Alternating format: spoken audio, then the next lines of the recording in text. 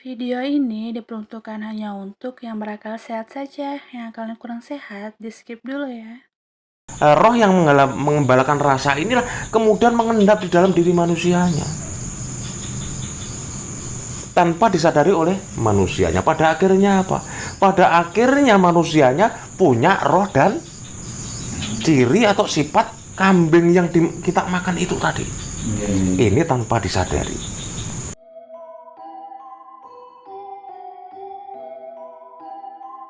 Ini dulu mengenai masalah kelanjutan masalah mayit.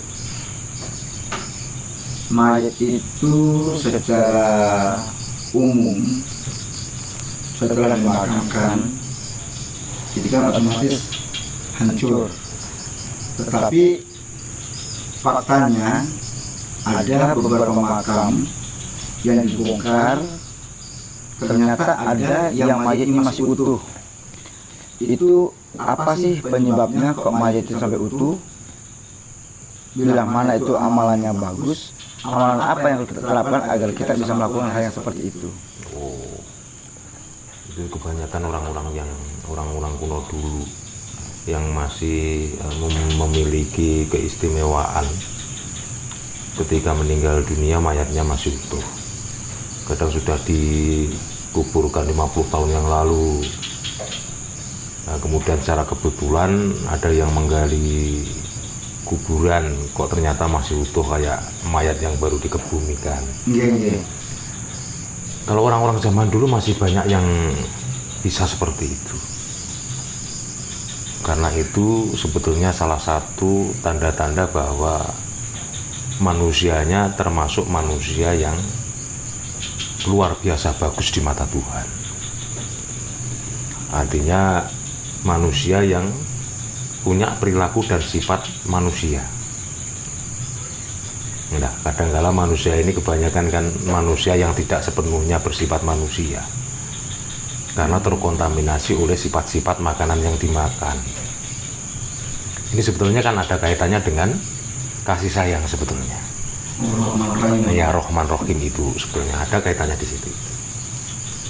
Sebagaimana yang sudah saya terangkan ketika membincangkan soal Rahman Rahim itu, bahwa Rahman Rahim itu tidak hanya cukup dibaca, tapi harus diamalkan dan dilaksanakan di dalam kehidupan sehari-hari.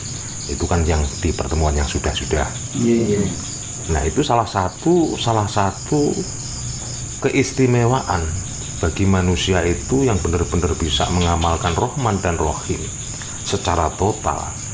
Artinya syariat sampai tembus ke hakikatnya di dalam kehidupan sehari-harinya, maka mayatnya juga tidak akan gampang busuk atau gampang rebut. Ya, meskipun pada suatu saat nanti pasti juga akan rebut juga, namun dia lebih awet daripada mayat-mayat yang biasa.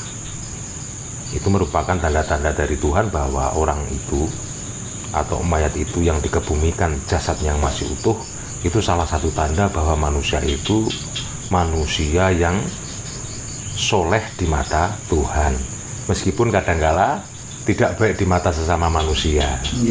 Mungkin saking lugunya, mungkin juga karena orang lain tidak mengetahui kalau orang itu termasuk orang-orang yang dikasihi atau disayangi oleh Allah Azza wa Jalla, sehingga mayatnya tidak busuk.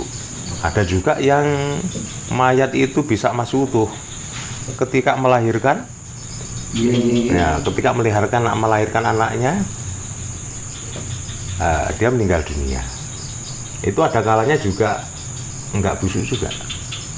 Karena disitulah perjuangan seorang ibu melahirkan seorang anak manusia.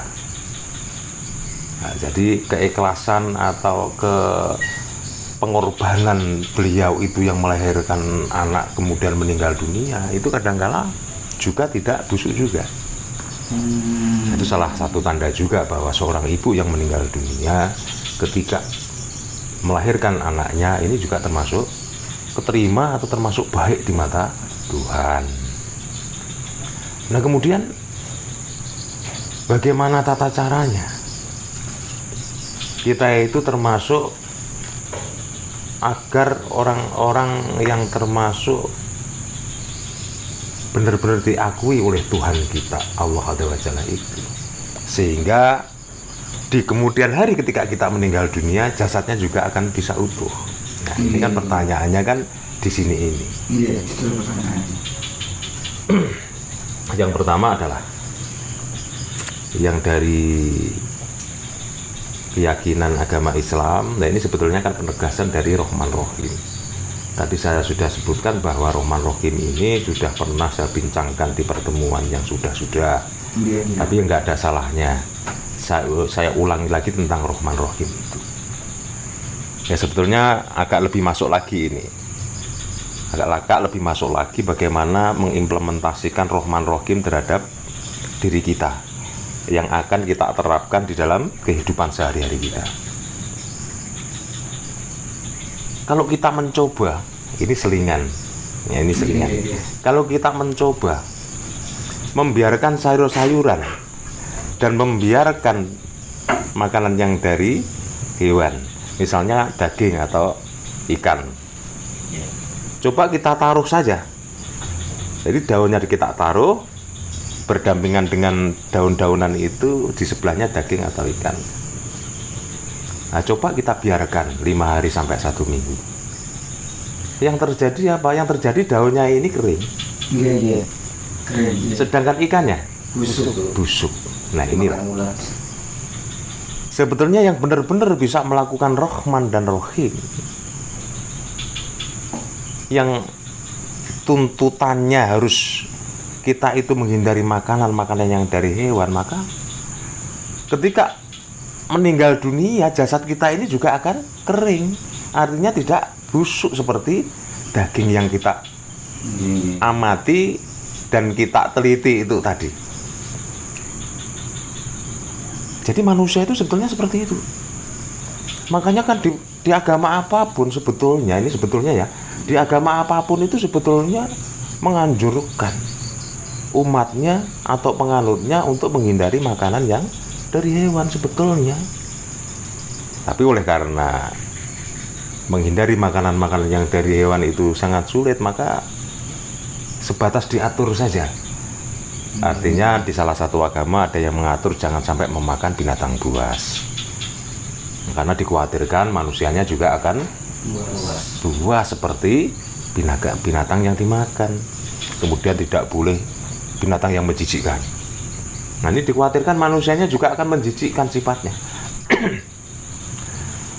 Jadi dalam konteks pengharaman tentang makanan yang dari hewan itu adalah bukan kok secara materinya itu bukan, tapi efek sifat yang dibawa oleh hewan ini loh, yang ketika kita memakannya ini akan terkontaminasi sifatnya itu tadi.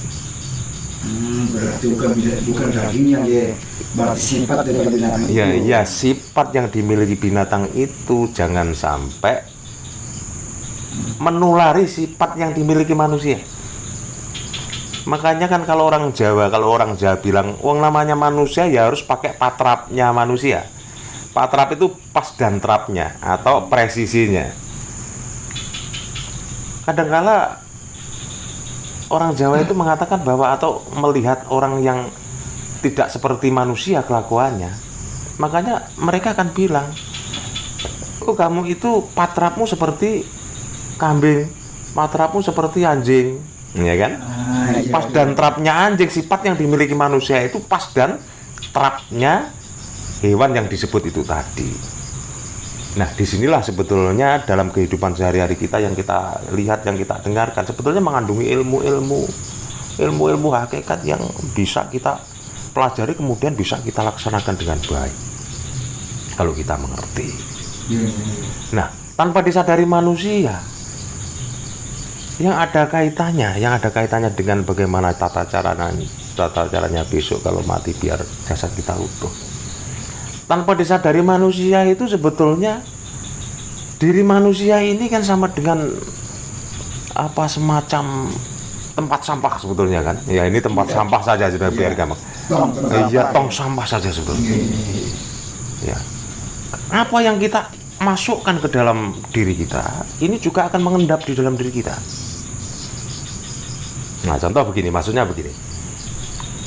Ketika kita memakan kambing, daging kambing maksudnya, kita makan. Kambing ini kan punya rasa. Rasanya kambing ini enak. Nah, rasa ini bukankah kalau ada rasa pasti ada roh yang mengembalakan rasa ini?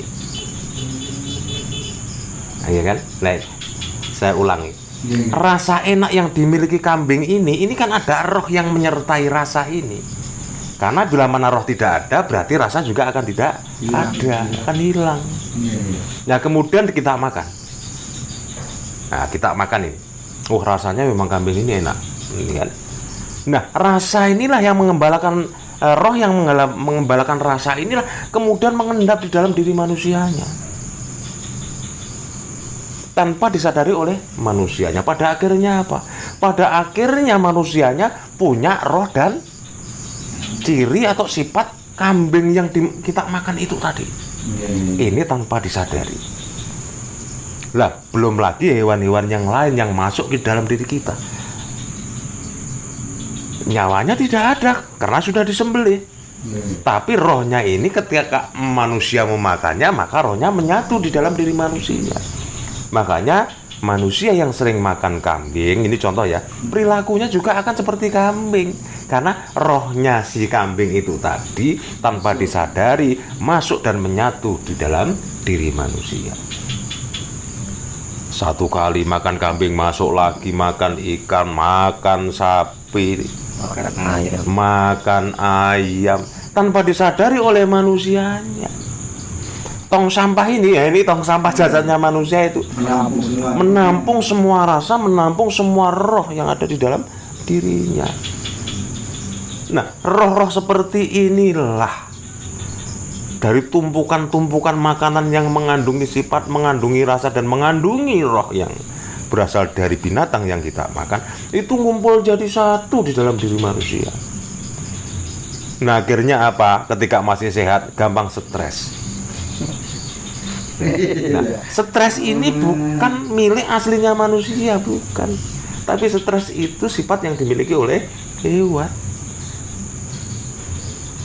Makanya bagaimana ingin menghilangkan stres ya, hindari dulu makanan dari hewan.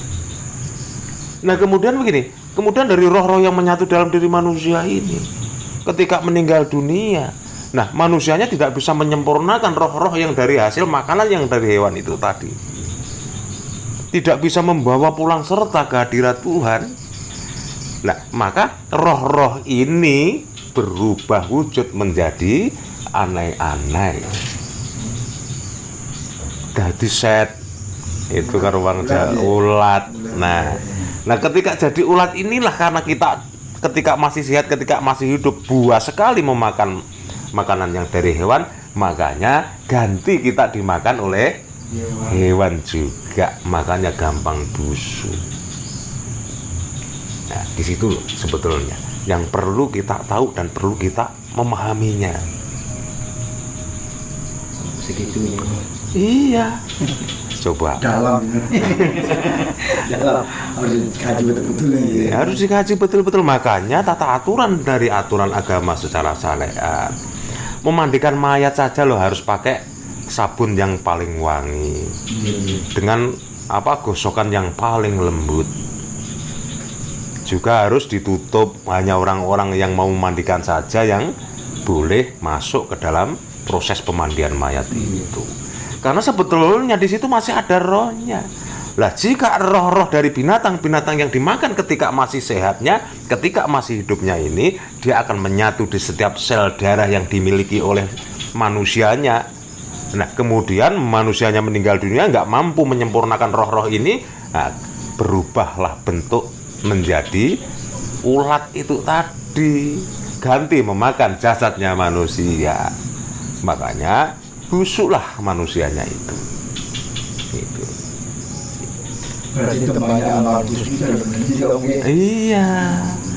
Almarhum Gus Dur utuh mayite, nggih, napa nika? Apa itu yang ulese penampakan wajahnya itu tersenyum dan bercahaya. Mereka orang-orang yang sudah bisa melepaskan secara keseluruhan roh yang ada di dalam dirinya. Nah, meninggal dunia kemudian busuk karena dimakan ulatnya sendiri. Ya kan? Nah, kalau kurang percaya kok bisa ulat itu muncul? Manusia itu misalkan sudah meninggal dunia jadi mayat, dibungkus plastik atau dibungkus kaca sehingga tidak memungkinkan ada udara masuk atau ada hewan yang masuk, tetap seperti itu karena itu bukan dari luar tapi dari dalam diri manusia. Nah, tapi apakah meninggal dunia kemudian gampang busuk dimakan ulatnya itu normal atau bagaimana? Masih normal-normal saja sebetulnya. Artinya hampir semua orang itu kalau meninggal dunia mayatnya seperti itu. Jadi dimakan ulatnya sendiri. Ada yang abnormal ini, ada yang abnormal, artinya ini betul-betul harus kita pikirkan. Yang ada yang masih hidup jadi manusia, tapi banyak yang sudah keluar ulatnya di dalam diri manusia. Ini parah ini sudah. Terus yang dimakan apa kok sampai masih hidup saja sudah keluar ulat. Loh, ini loh. Terus kelakuan atau sifat manusianya yang masih hidup sudah keluar ulat itu loh, kayak apa ini manusianya? Nah, ya mudah-mudahan kita nggak termasuk seperti orang-orang seperti itulah. Nah, inilah fungsinya kita belajar mengkaji tentang agama, tentang keyakinan. Dan jangan hanya sebatas belajar itu hanya tata cara atau syariatnya saja. Ya kalau bisa mumpung kita masih hidup, dilaksanakan. Belajar benar-benar tentang agama yang kita yakini. Ini agama apapun agamanya sebetulnya. Semua agama itu kan menunjukkan jalan yang benar, jalan yang yang lurus juga. Iya kan repot kalau masih hidup itu sudah keluar ulat. Ada di rumah sakit itu sudah, kalau sudah di X-ray kok ada namanya di hatinya, di jantungnya ada yang objek bergerak-gerak, ternyata ada ulatnya. Itu sering terjadi. Kalau kurang percaya, nanya di rumah sakit, oh di dalamnya ada ulatnya. Sampai segitunya. Ini masih hidup. Makanya kalau sudah mati, keluar ulatnya kemudian dimakan ulat, nah ini masih wajar. Kebanyakan manusia seperti itu. Tapi yang masih hidup ini loh, kok sampai sudah keluar ulat ini. Nah ini nyata. Nah nanti dikirain nggak mengerti atau nggak mengkaji diri dulu, tapi buru-buru menyalahkan orang lain. Nah ini yang jadi fatal pada akhirnya. Nah ini mana nih kira-kira yang nah, ini agak asik nih soalnya, ini agak asik.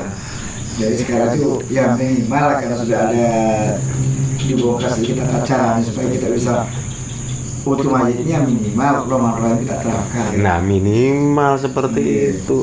Wong kita juga bisa tetap sehat kok meskipun kita nggak mau makan dari hewan-hewan. Bisa terbebas dari stres. Pada intinya begini loh, kita ini kan manusia. Ayo kita kembali kepada sifat manusia yang sebenarnya, manusia yang seutuhnya lah. Jangan manusia sebagian hewan.